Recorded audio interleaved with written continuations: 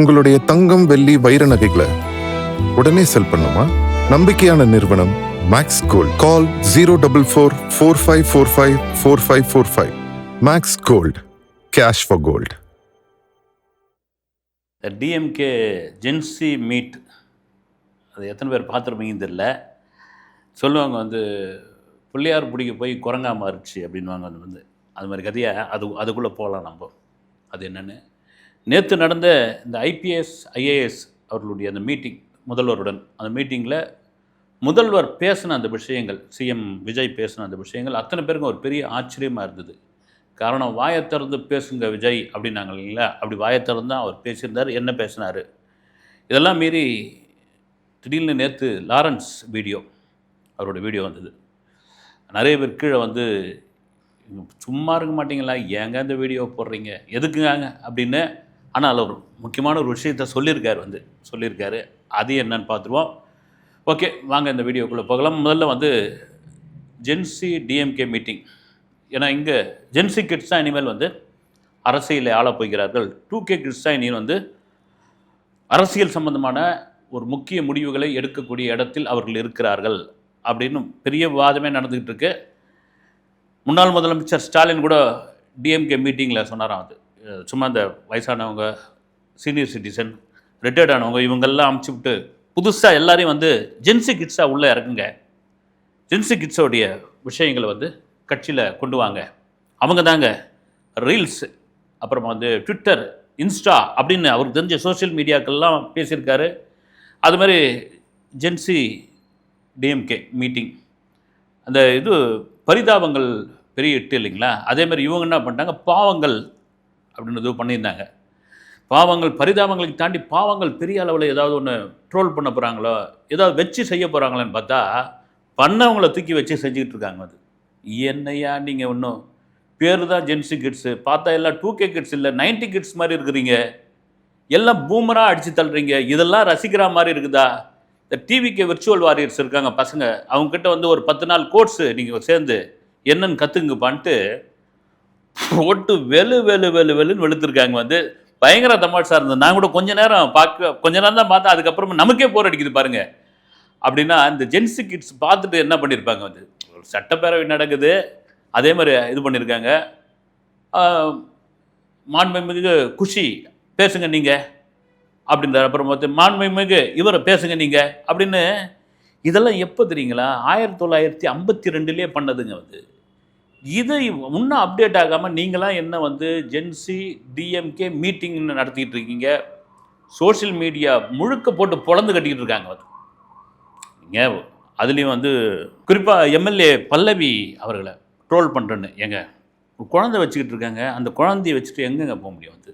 அந்த குழந்தைய சட்டசபைக்கு தூக்கின்னு வரீங்க, குழந்தைய ராஜரத்ன ஸ்டேடியத்துக்கு தூக்கி வரீங்க, குழந்தைய அரசு விழாவுக்கு தூக்கின்னு வரீங்க. குழந்தைய வச்சு என்ன பண்ண முடியும்? நிறை மாத கர்ப்பிணியாக இருந்தபோது திருவிக்கா தொகுதியில் வாக்கு சேகரித்தாங்க.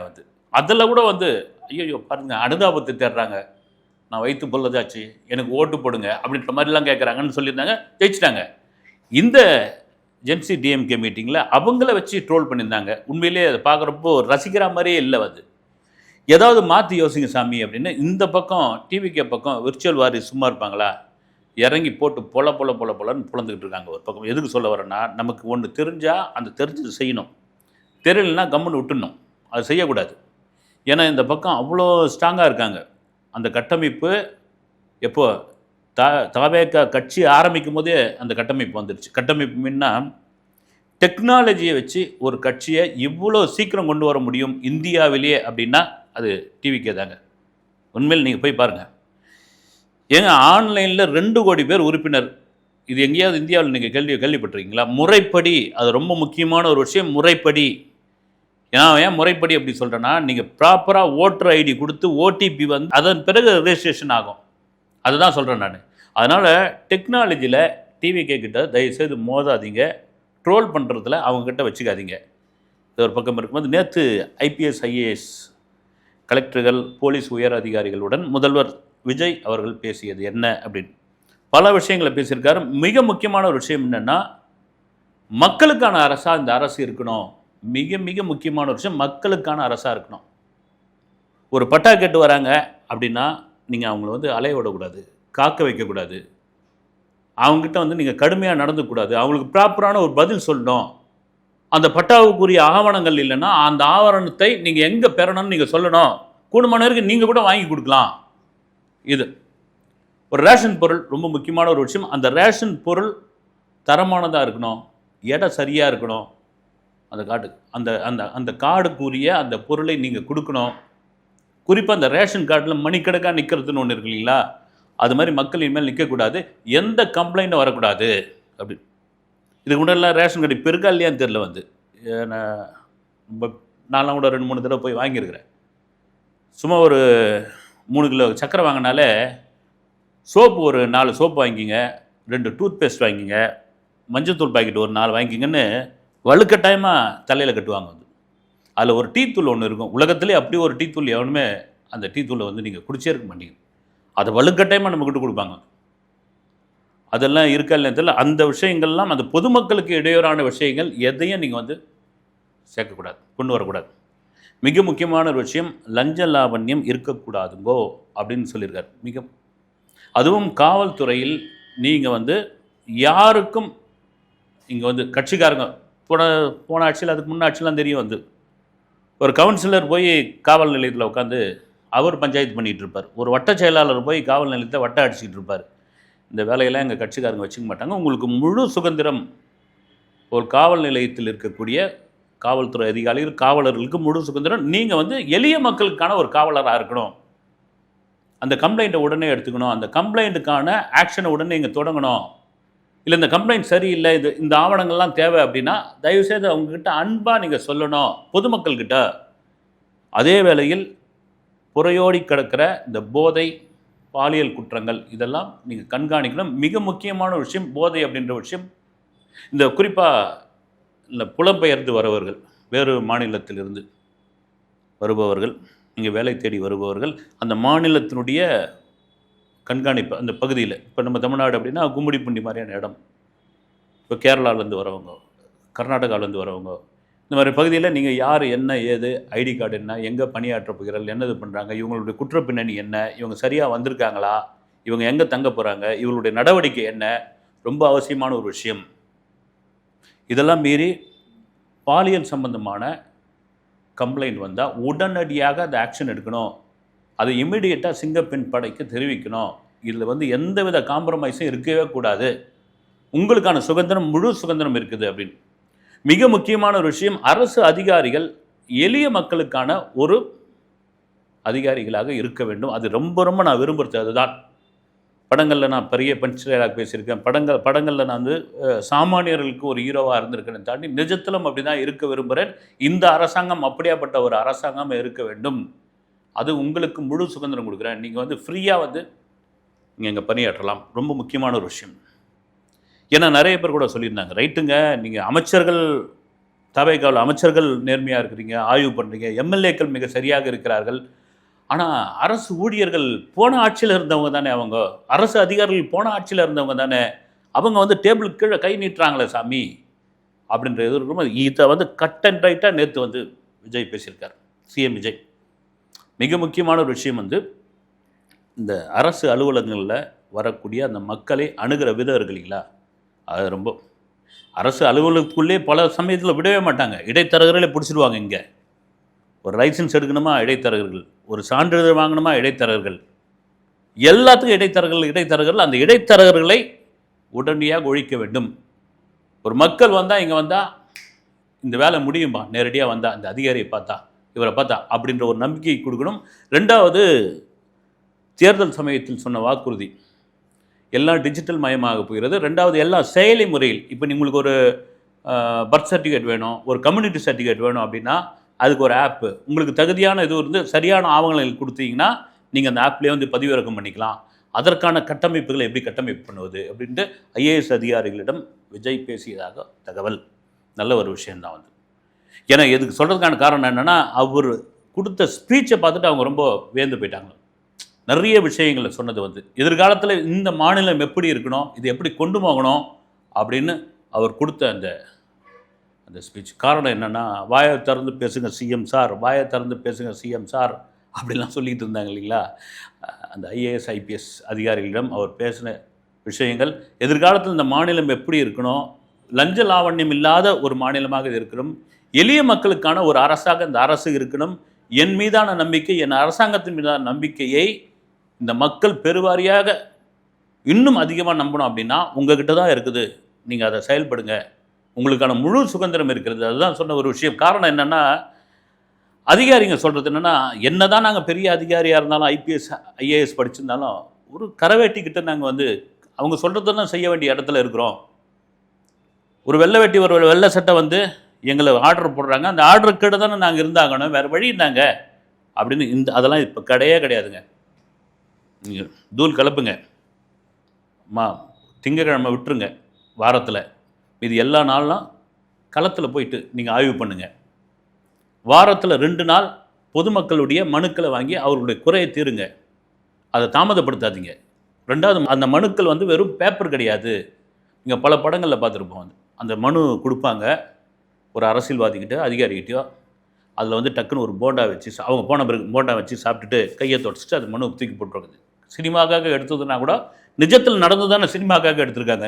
இதை சிஎம் விஜய் ரொம்ப கண்டிப்பாக சொல்லியிருக்காரு. இந்த மனுக்கள் மீதான நடவடிக்கை இமிடியேட்டாக பண்ணணும், அதுக்கான ஃபீட்பேக் கொடுக்கணும்.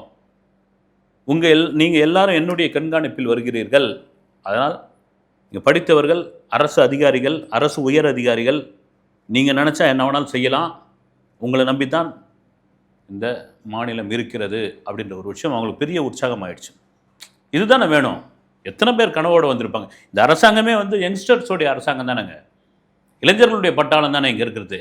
அவங்கள என்ன பண்ணாங்க, ரொம்ப துடிப்பாக ஓகேங்க பண்ணிடலாம் ரைட்டு அப்படின்ற ஒரு விஷயம். உண்மையிலே 52 நாள் 53 நாள் ஆகுது. அதுக்குள்ளே வந்து சிஎம் சாரை பதவியிலேருந்து இறக்க சொல்லுங்கள், ஒரே சட்டம் ஒழுங்கு இது ஆகிப்போச்சு, ஆட்சியிலேருந்து உங்களை இறக்காமல் விட மாட்டேன் நான். இது வந்து ஒரு மைனாரிட்டி அரசாங்கம், எப்போ கவுருன்னே தெரியாது, 3 மாதம் தாங்குமா 4 மாதம் தாங்குமா அப்படின்னு இவங்க பார்த்தும் ஜோசியம் சொல்லிக்கிட்டே இருக்கிறாங்க. ஒரு பக்கம் இருக்கும்போது லாரன்ஸ் மாஸ்டர் அவர் அப்படி தான் சொன்னோம், திடுதிப்புன்னு வந்து ஒரு வீடியோ விட்டார். வீடியோ விட போகிறேன்னு சொல்லிட்டார் ஒரு அரை மணி நேரத்துக்கு முன்னாடி. அவருக்கு என்னப்பா வேலை அப்படின்னு. இந்த படங்கள்லாம் ஒரு தெலுங்கு படத்தில் பார்த்தேன் நான். அந்த தெலுங்கு படத்தில் ஒரு நடிகர் இருப்பார், அவருக்கு வெளியே போய் அவரால் நடிக்க முடியாது, வீட்டுக்குள்ளே இருப்பார். அவர் என்ன பண்ணார், இன்னும் தனக்கு ஃபேன்ஸ் இருக்காங்கன்னு அவர் நம்பிக்கிட்டு இருப்பார், பயங்கரமான ஃபேன்ஸ் இருக்காங்க அப்படின்னு. அதுக்காக அவன் மகன்லாம் சேர்ந்து வெளியே இருந்த ஆட்களை ரூபா கொடுத்து கூட்டின்னு வந்து அவர் வீட்டு வாசல் முன்னாடி ஒரு 500 பேர் நிறுத்தி, தலைவா இதுவா அப்படி இப்படின்னு வாங்க. இவர் வெளியே வந்து பார்த்துட்டு, என் ஃபேன்ஸை பார்த்தியா அப்படின்னு சொல்லி அப்படியே பொத்தனாப்பில் அவரை வீட்டுக்கு கூட்டு போயிடுவாங்க. அவங்க எல்லாம் காசு கொடுத்து அனுப்பிச்சிடுவாங்க. வாரத்துக்கு ஒரு நாள் இதுமாரி வந்து அவங்கள கூப்பிட்டு புகழ் பாட வைப்பாங்க. எதுக்கு சொல்ல வரேன்னா, லாரன்ஸ் வந்து இந்த வீடியோவில் சொல்லியிருக்காரு, நான் போகிற இடம்லாம் எம்எல்ஏ சார் வாங்க, எம்எல்ஏ சார் வாங்க, திருச்சி கிழக்கில் எப்போ நிற்க போகிறீங்க, சட்டமன்றத்துக்கு எப்போ போக போகிறீங்க, இப்படியா மக்கள் வந்து என்னை கேட்குறாங்கன்னு. எனக்கு பெரிய ஆச்சரியமாக இருக்குது. மக்கள் கேட்குறாங்களா, சோஷியல் மீடியாவில் கேட்குறவங்க தானே வந்து. இப்போ இவர் பேசின வீடியோவுக்கு கமெண்ட்ஸில் பார்த்தா நிறைய பேர் கேட்டுருக்குமே, எம்எல்ஏ சார் எப்போ வர போகிறீங்க, எப்போ இது பண்ண போகிறீங்கன்னு.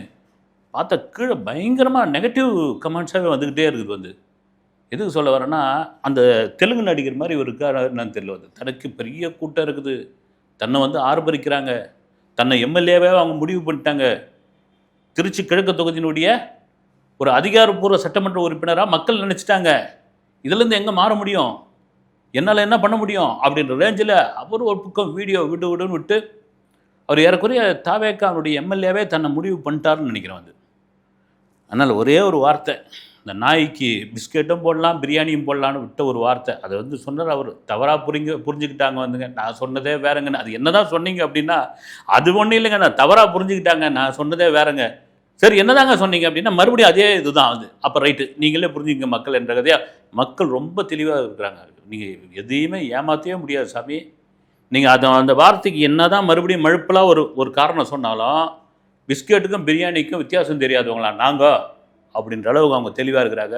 அப்புறம் இடையில் ஒரு மாற்றுத்திறனாளி ஒரு குழந்தைய வச்சு ஒரு இதை பேசியிருந்தார். எதுக்கு அதுன்னு தெரியல. வந்து அவருக்கு வந்து காவேரி ஹாஸ்பிட்டலில் வந்து நான் சிகிச்சை கொடுத்தேன், அப்புறமா அந்த அவர் சின்ன குழந்தைலேருந்து வந்தார் அப்படின்னு வழக்கமாக ஒரு தனியார் தொலைக்காட்சியில் ஒரு பெரிய நிகழ்ச்சியை பண்ணியிருந்தார்.